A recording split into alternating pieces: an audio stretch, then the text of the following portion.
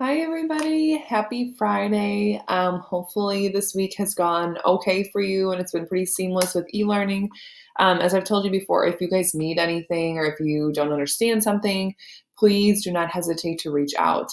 Thank you for all of you who've been tuning in and submitting your work. We really appreciate you. For those of you who have not, where are you? We are getting concerned.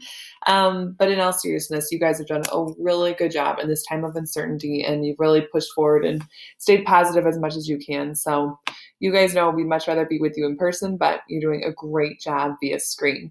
Also, for those of you wondering, yes, Scott is getting sick of hearing math videos all day, every day, but at least he's learning something. So here we go. Our lesson for today for Friday is exponents. We are reviewing that huge exponent chart that we did at the very beginning of the year in like August, September. It'll just be a quick review. I'm going to go through all of the different rules, show you an example, and then you'll have a Schoology check after that. In this video as well, right after I go through the lesson, I'm going to talk about the two problem-solving questions, especially the first one. I know that was very challenging. So I'm going to talk through it so that you understand and you can do better if you see something like that next time. All right, so your goal for today is that you can simplify exponent expressions using the rules that we know. So we're going to go through the rules. I'll talk about problem-solving number 3, and then I'll give you your Friday assignment, and then you are done. And you have a weekend ahead of you of staying inside. Doing what you've been doing all week. All right, so if you have your spiral, if you could get this chart out, I believe, if I remember correctly, it's on page like 6 or 7. It's from a long time ago. So if you could get that out, that's really going to help you today, not only with the lesson, but also with your Schoology check. I'm actually going to go in order of the chart and just talk you through and walk you through some of the examples. If it goes too fast, just pause it, rewind, and listen to it again. Also, message me because I'm literally just waiting for you guys to message me. All right, our first rule is the power of 1. Remember, you don't need to memorize any of these rule names. It just kind of helps for, our purposes in identifying them. So if you see any number to the power of 1 with your number, this is your exponent, remember. The small little number is your exponent. This right here, this big number is your base. So if it's 2 to the power of 1, that's just 2. 12 to the power of 1 is just 12. So you can generalize any number or value to the power of 1 is itself. Okay, even if it's 100 to the power of 1, it's still 100. Power of 0, this is the one that killed us because most people are going to say, oh, anything to the power of 0 is 0. It is not. Hopefully you can picture me in my head when I would do this in class. Anything to the power of 0 is 1. No matter what the number is, 2 to the 0 power, 12 to the 0 power, a million to the 0 power, it is just 1. Okay, this is the one I anticipate errors on for making silly mistakes. Okay, moving on to a little bit more of complex rules. When you're looking at the product of powers, notice that your bases, your 2 and your 2 here, are the same. If you've got 2 bases, 2 exponents, remember that we need to just add the exponents and keep our base. So if we simplify this, we keep our base of 2, and we add our exponents. 3 plus 4 is 7. So when you simplify, it's 2 to the 7th power. Down here, again, we're going to keep our base, which is 4. So we'll keep our base of 4, and we need to add our exponents. But remember, if you have just a base and you're not given an exponent, there's really an imaginary 1 that's there. So when you simplify this, it would be 4 to the 1 plus 6 power, 4 to the 7th power.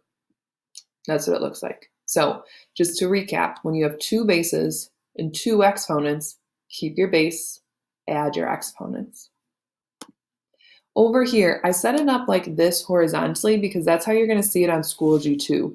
This, you guys, is really set up like a fraction. So if you were to see this, like if I wrote it for you on the smartboard, I would have written it like this, 2 to the 7th over 2, wow, yikes, 2 to the 4th. When you see it set up like that and you see this division symbol here, that is your clue to subtract. This right here, this is your clue to subtract your exponents.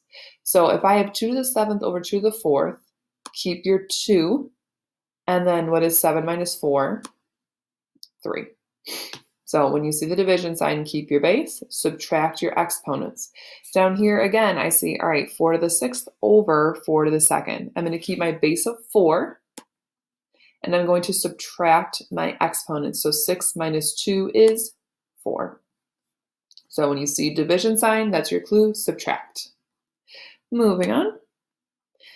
Okay, so this one is power of a quotient. Again, I set this up the way that you're going to see it on Schoology, but if you were to think, like, if I was in front of you with my smartboard and not stuck to a computer screen, this is how I would write it for you in person. So I'd have 2/3 as a fraction with your exponent of 2 on the outside.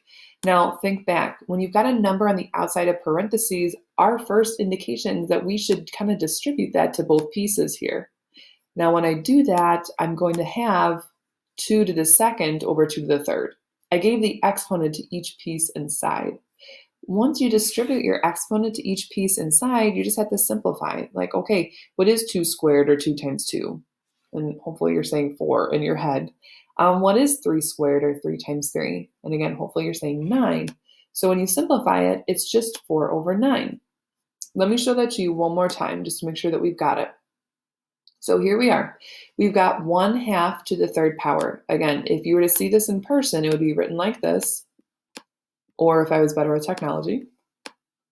So you've got your 3 on the outside here. No matter how your fraction is written, you're still going to distribute that exponent to both components of the fraction inside of your parentheses. So the 1 gets the exponent of 3 and the 2 does. Okay, it went to your numerator and your denominator. Now ask yourself, 1 to the third power, 1 times 1 times 1 is 1. 2 to the third power is 2 times 2, which is 4, times 2, which is 8. So when you simplify it, it's just 1 over 8. Okay, I believe on Schoology, it's going to give you a problem like this where you have a fraction with an exponent and you need to simplify all the way down here. Okay, but here's the steps to get there. All right, moving on, we got a few more. When we have power of a power, you see how you have 2 squared to the third power?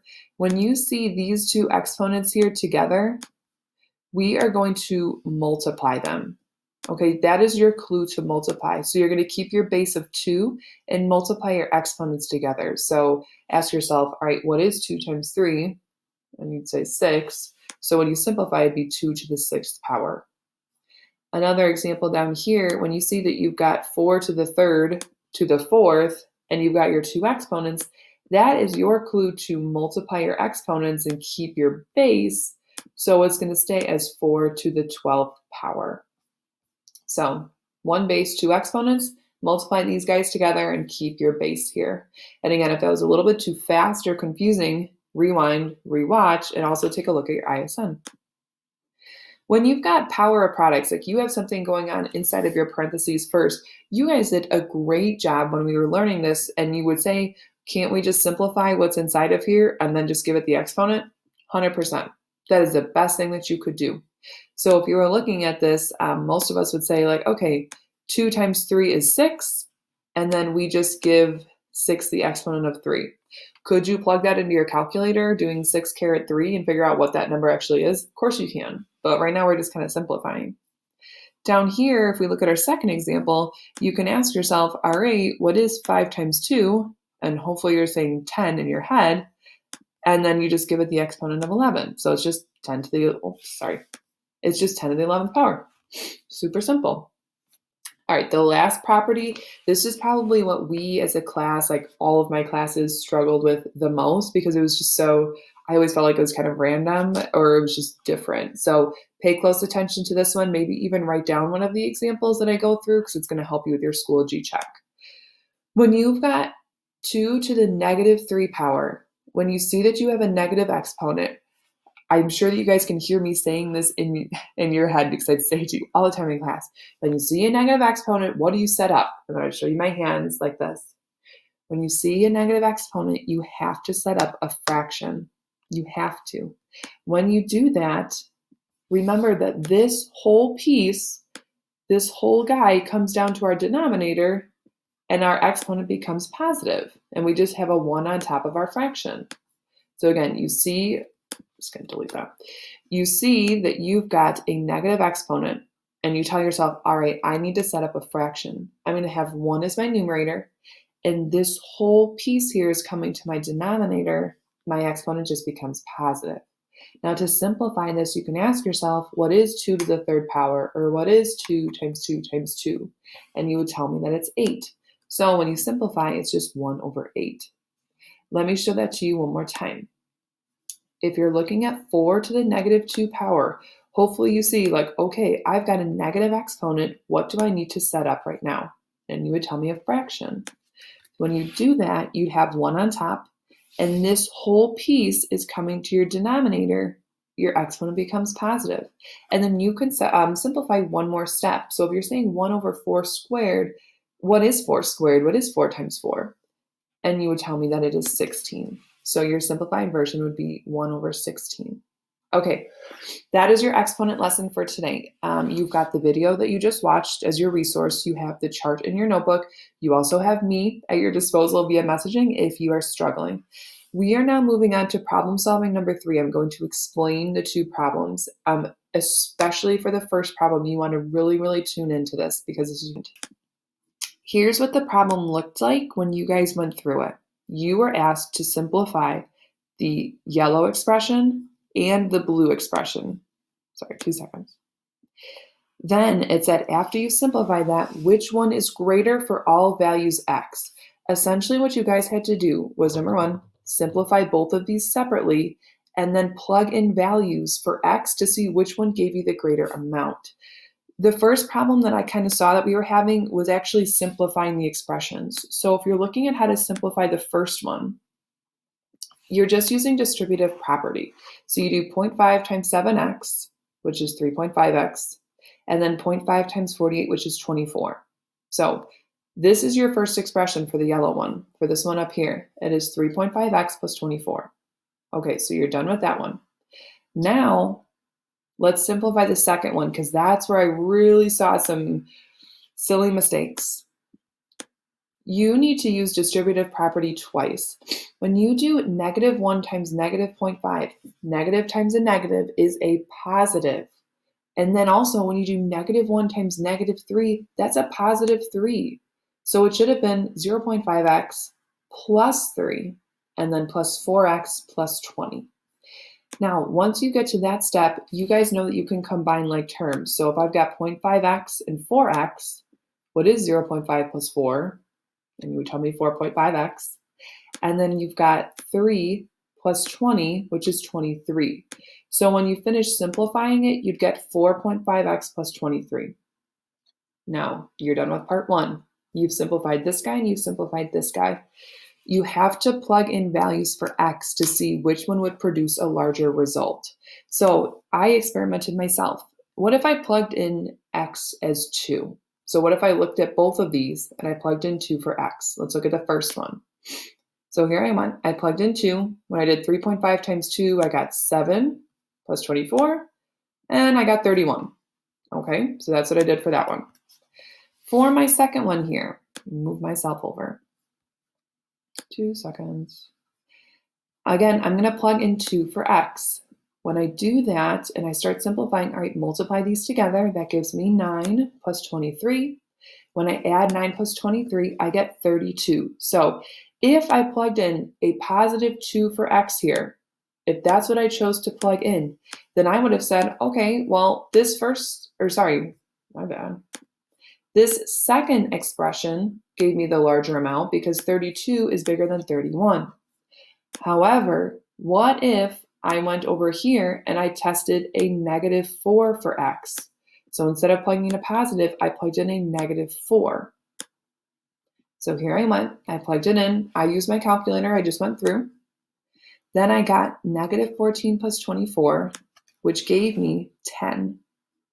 When I plugged in -4 over here, you can see exactly, I took out my x, I substituted in -4. When I started simplifying, I got -18 plus 23, and I got 5.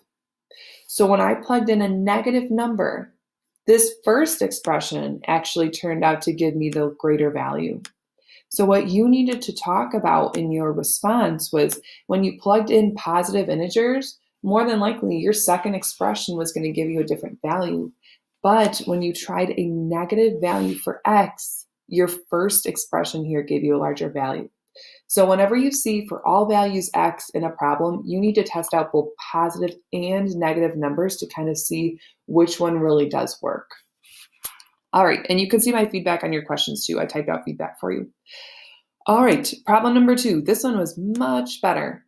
You are given a computer, or Mr. Patel is using a computer that is $598 and it's on sale for 25% off. So when you see that it's on sale, you know that the price is going to get cheaper and it's 25% off. Okay. We also know that once you have that discounted price, he wanted to pay for it with a 6-month monthly payment plan. So when you think about splitting up a payment between 6 months, splitting up, that's your clue to divide. So let me show you my work that I wrote out. I tried to make it as simple as I could to kind of help you out. So here we go. First, I know because we're taking 25% off, I know 25% as a decimal is 0.25. So that's what I used right here. So I did that times my original price and I got 149.50. A lot of us stopped there and they're like, ooh, that's the discounted price. No, this is 25% of the original. You need to subtract that. You need to do 598 minus 149.50 to get your true discounted price. So this right here, this is the discounted price. That's how much the computer is now. Now that you know the discounted price, you can split that up into 6 monthly payments using division. So you would take 448.5 or 0.50 and divide by 6 and you'd get 74.75. So your monthly payment for all 6 months to get to your total price of, your 448.50 would be 74.75. So a lot of us did a really good job with this question, but there were some of us who were like, okay, 25% of 598 is 149. That's got to be the discounted price. So you need to remember to subtract that away. Okay, you know what? Hopefully that helped you guys out. You guys have done such a good job this week. I'm so, so proud of you. I wish that I could be with you in person to praise you because, I live for that, but here we are. So your job for today is to complete the Exponent Friday Schoology check. You have 2 attempts, so if you want to get your highest score, so do that. Make sure that you're using all of your attempts and you're getting the best score that you can. There are a few questions that I put on there too, just to check in with you guys, see how things are going. I've heard from a ton of you. I haven't heard from all of you, so if I haven't heard from you, I'm worried. But other than that, great job this week. Have a wonderful weekend. Make sure you guys take some time to relax and decompress. If you need me, I'm here. Bye.